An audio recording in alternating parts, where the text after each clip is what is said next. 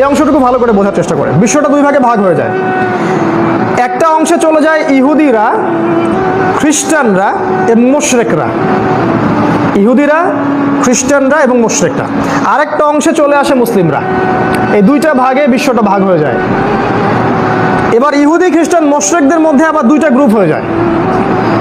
একটা গ্রুপ হচ্ছে তারা গডলেস, তাদের কাছে ধর্ম কোনো বিষয় না, তারা জুলুম, ফাসাদ আর পাপাচারের বলে, ক্ষমতার বলে সারা বিশ্ব শাসন করতে শুরু করে। কিন্তু ইহুদি খ্রিস্টানদের মধ্যে আরও একটা দল ছিল যাদের হৃদয়টা করাপ্টেড ছিল না। তারা আজ পর্যন্ত তাদের ধর্মের যে বেসিক জিনিসগুলো আছে সেগুলো এখনও ধরে রেখেছে। কোরআনও এটার দলিল। সব ইহুদি, সব খ্রিস্টান যে খারাপ বা তাদের সাথে যে আমাদেরকে শত্রুতা করতে হবে এমনটা কোরআন শিক্ষা দেয়নি।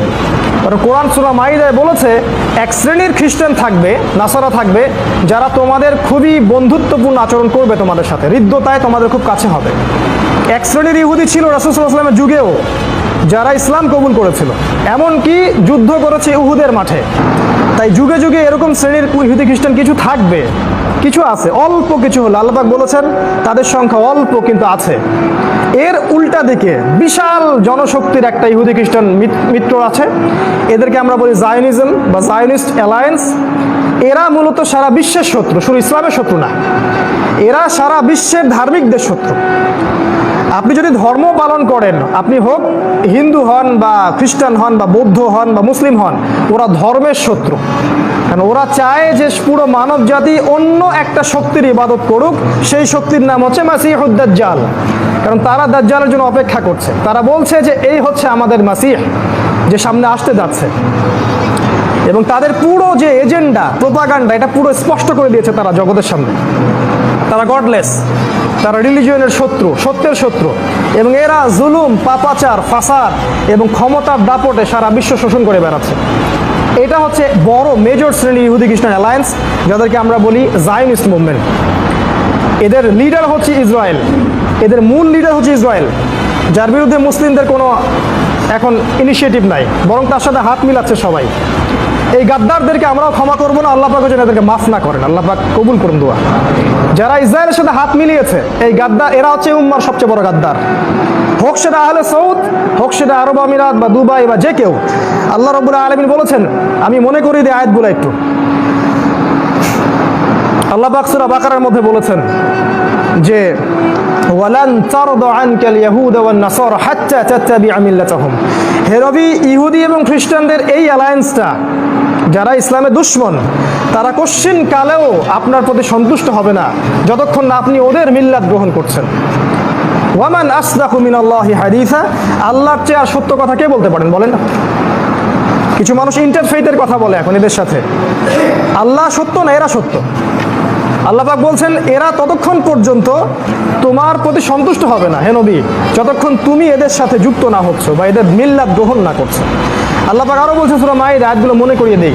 আল্লাহ পাক বলছেন ইয়া আইয়ুহাল্লাযীনা আমানু, হে মুমিনগণ, লা তাত্তাখিযুল ইয়াহুদা ওয়ান নাসারা আউলিয়া। এই ইহুদি এবং খ্রিস্টানদেরকে বন্ধুরূপে গ্রহণ করো না। কোন ইহুদি কোন খ্রিস্টান? বা'দুহুম আউলিয়াউ বা'দ, যারা একে অপরের বন্ধু। এই জায়নিস্ট মুভমেন্ট, যারা একে অপরের বন্ধু। ওই ইহুদি ওই খ্রিস্টান নয় যারা আমাদেরকে আশ্রয় দিয়েছিল আবিসিনিয়া, তারা নয়। সেই ইহুদি সেই খ্রিস্টান যারা একে অপরের বন্ধু, জায়নিস্ট মুভমেন্ট। কারণ আল্লাহ পাক বলছেন ওয়া মা ইয়াতাওয়াল্লাহুম মিনকুম ফাইন্নাহু মিনহুম। তোমাদের মধ্যে যদি কেউ ওদের সাথে হাত মিলায়, সে এই উম্মতের কেউ না, সে তাদের অন্তর্ভুক্ত। এটা আল্লাহর কথা। যারা এদের সাথে হাত মিলাচ্ছে, অ্যালায়েন্স করছে, তারা আমাদের উম্মার কেউ না। সে যেই হোক না কেন, হোক সে মুসলিম বা মুনাফেক বা অমুক আরব রাষ্ট্রের নেতা বা যে কেউ, তুমি আমাদের উম্মতের কেউ না। তোমাকে আমরা কিয়ামতের মাঠে দেখে নিব ইনশাআল্লাহ। এই পুরো গাদ্দারির হিসাব আল্লাহর কাছে দিতে হবে, উম্মার সাথে গাদ্দারি। আরও বলেছেন আল্লাহ পাক, এখানে দুইটা শ্রেণী পেলেন, ইহুদি এবং খ্রিস্টান, যারা একে অপরের সাথে বন্ধুত্ব করেছে। আর একটা শ্রেণীর কথা আল্লাহ পাক বলেছেন যে সূরা মাইদার মধ্যেই আছে, হে নবী, লাতাজিদান্না আশাদ্দান নাস আদাওয়াতাল লিল্লাযীনা আমানু আল ইয়াহুদ ওয়াল্লাযীনা আশরাকু। এবার দেখেন আল্লাহ পাক বলছেন, হে নবী, আপনি দেখবেন মুমিনদের সাথে সবচেয়ে কঠিন শত্রুতা পোষণ করে দুই শ্রেণীর মানুষ। কোরআনেই আছে দুই শ্রেণীর মানুষ। এক শ্রেণী হচ্ছে আল ইয়াহুদ, ওই ইহুদি যারা জায়নিস্ট মুভমেন্টের সাথে জড়িত, এবং দ্বিতীয় হচ্ছে আল্লাযীনা আশরাকু, যারা শিরক করে, মুশরিক। এই জন্যই দেখবেন নেতানিয়াহু মোদিকে ডাকে, এমনি ডাকে না, কোরআন আমাদের সামনে সব বলে দিয়েছে, কিন্তু আমরা কোরআনিক পররাষ্ট্রনীতি বাদ দিয়ে অন্য জায়গা থেকে হেদায়েত নিচ্ছি। কোরআন বলেছে আমাদেরকে এরা তোমাদের প্রতি সবচেয়ে কঠোর, আমরা ওদের সাথে অ্যালায়েন্স করতে চাই, আমরা বলি বন্ধু রাষ্ট্র, আমরা এইসব কথা বলি। আল্লাহ পাক বলছেন এই ইহুদি এবং এই মুশরিকরা তোমাদের সবচেয়ে বড় শত্রু। এই আয়াতে আল্লাহ পাক বলেছেন যে কিছু নাসারাকে তোমরা পাবে যারা ভালোবাসা হৃদ্যতা তোমাদের কাছাকাছি হবে, কারণ ওদের সাথে ওই নাসারাদের মধ্যে কিছু পাদ্রী দরবেশ টাইপের মানুষ আছে যারা এই দুনিয়াবি ফাসাদ থেকে বৈরাগ্যতা অবলম্বন করেছে। রুহবান আহবার বলা হয় এদেরকে। এখানে আপনি ওয়ার্ল্ড পলিটিক্স বুঝতে পারছেন, জিও পলিটিক্স, যে এই পুরো বিশ্বের মধ্যে সবচেয়ে শক্তিশালী এখন অ্যালায়েন্সটা হচ্ছে জায়নিস্ট মুভমেন্ট। কোন জায়নিস্ট? যারা সেই সব ইহুদি এবং সেই সব খ্রিস্টান যারা একে অপরের বন্ধু, যারা প্রকাশ্য ইসলাম এবং সত্যের বিরোধিতা করছে, ধর্মের বিরোধিতা করছে, এবং সারা বিশ্বকে তারা জুলুম, পাপাচার, ফাসাদ এবং অন্যান্য যে অস্ত্রগুলো আছে এগুলো দিয়ে শোষণ করার চেষ্টা করছে। They want to rule the world. তারা এই ওয়ার্ল্ডটাকে শাসন করতে চায় অন বিহাফ অফ দাজ্জাল, দাজ্জালের পক্ষ থেকে। কেন বললাম? কারণ এরাই জেরুজালেম মুক্ত করেছে ইহুদিদের জন্যে 1914-এ। এরাই জেরুজালেমকে উন্মুক্ত করে ইহুদিদেরকে আসার জায়গা করে দিয়েছে। এরাই প্রথম বিশ্বযুদ্ধ লাগিয়েছে, এরাই দ্বিতীয় বিশ্বযুদ্ধের পর ইহুদি রাষ্ট্র গঠন করে দিয়েছে, এরাই জেরুজালেমকে রাজধানী ঘোষণা করলো। এখনো আপনারা অপেক্ষা করছেন কবে মাসিহুদ দাজ্জাল আসবে? এই জন্য সবাই অলরেডি সেখানে প্ল্যান, ওদের মঞ্চ প্রস্তুত। শেষ পেরেকটা খালি কফিনে ঠোকানো বাকি আছে, সেটা হচ্ছে মালহামা, সামনে যেটা আসছে। এই বিশ্বের অবস্থা, এখানে আপনি দেখবেন ইহুদি খ্রিস্টানদের মধ্যে এইভাবে দলাদলি হয়ে গেছে। দুইটা দল মেজর, এক দল তারা জুলুম এর বলে বিশ্ব শাসন করছে, আর এক দল কিছু অল্প কিছু মানুষ আছে তাদের মধ্যে যারা হৃদ্যতা ভালোবাসায় মুসলিমদের কাছাকাছি হবে। আর মুসলিমদের দিকে এবার তাকান, আরেকটা দল যেটা বিশ্বের মধ্যে আছে, এই মুসলিমদের মধ্যেও দুইটা দল, মেজর দুইটা দল, একটা হচ্ছে মুমিন আর একটা হচ্ছে মুনাফিক। একদল মুমিন, একদল মুনাফিক। মুনাফিকদের ব্যাপারে আপনারা সবাই জানেন, যা বলে তা রক্ষা করে না, আমানতের খেয়ানত করে, আর কথা বললেই মিথ্যা কথা বলে। প্রত্যেকটা খাসলতই এদের সাথে মিলে যায়, হোক সেটা মানে পারিবারিক মুনাফিক থেকে বৈশ্বিক মুনাফিক, প্রত্যেকের খাসলতই সেম। কথা বললে কথা রাখবে না, কথা দিলে কথা রাখবে না, কথা না রাখাই ওর সুন্নাহ। আমানত দিবেন, খেয়ানত করবেন, খেয়ানত করাই ওর সুন্নাহ।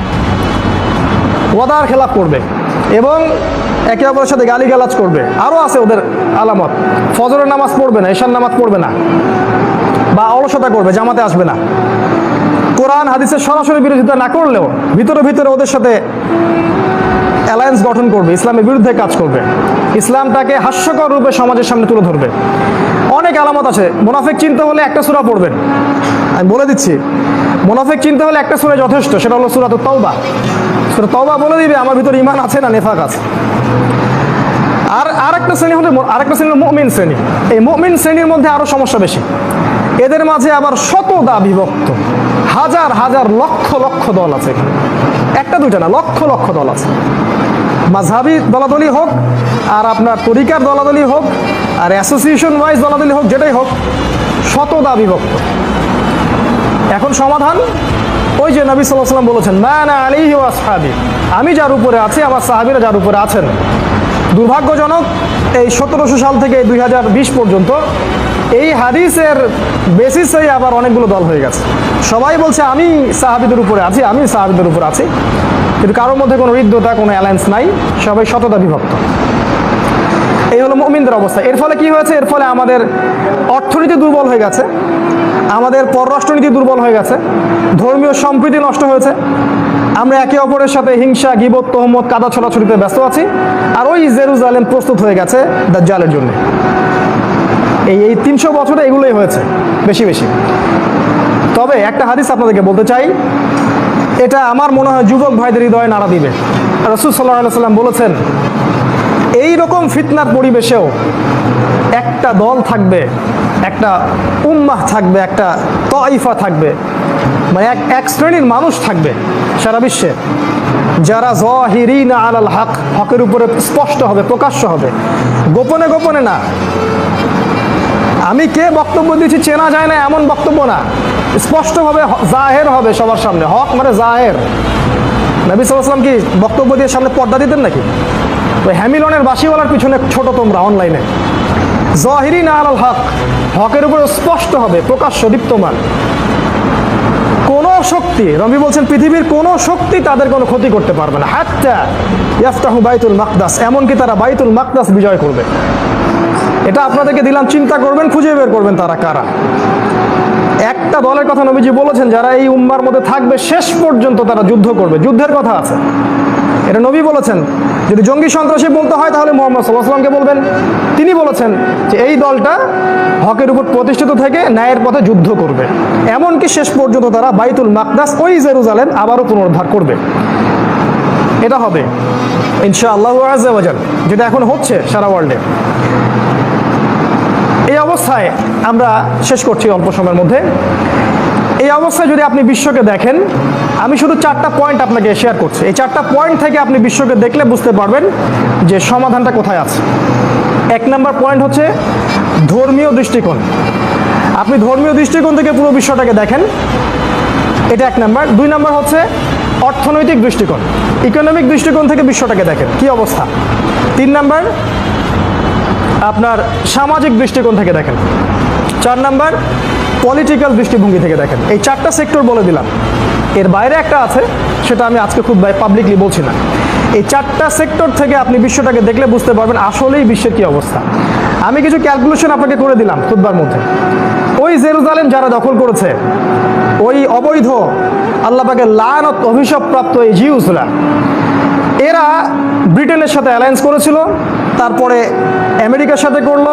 এখন তাদের বড় অ্যালায়েন্স আছে, ব্রিটেন, আমেরিকা, ফ্রান্স, জার্মানি, এইদিকে অস্ট্রিয়া হাঙ্গেরি, এই পাশের আমেরিকা, ওইদিকে অস্ট্রেলিয়া, এইদিকে ইন্ডিয়া, পুরো বিশ্বের বড় বড় পরাশক্তিগুলো করে হাত করে নিয়েছে। আর মুসলিম দিকে তাকালে আমি বললাম শততা বিভক্ত, আমাদের শক্তি নাই, শক্তি নাই। তবে একটা কথা মনে রাখবেন, ওই একটা হাদিস বলেছি, বিজয়ী হবে একটা দল।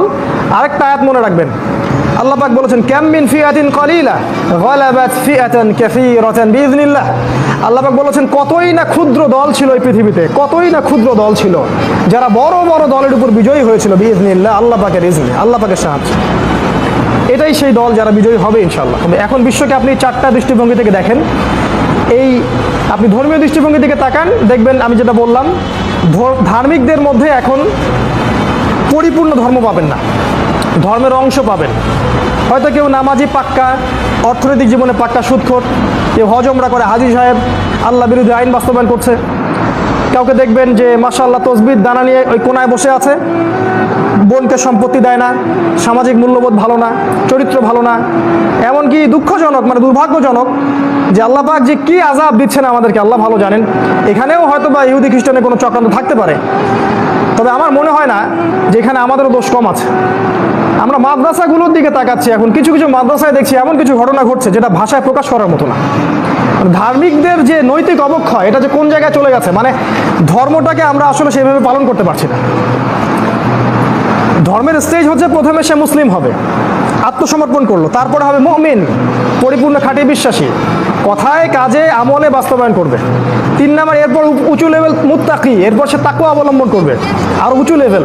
তারপরে হবে মুহসিন, ইহসান, এমনভাবে আল্লাহর ইবাদত করবে যেন আল্লাহকে দেখতে পাচ্ছে। এই জিনিসগুলো আমরা পার করতে পারছি না। মুসলিম, মুমিন, মুত্তাকি, মুহসিন, এই লেভেলগুলো পার করতে পারছি না।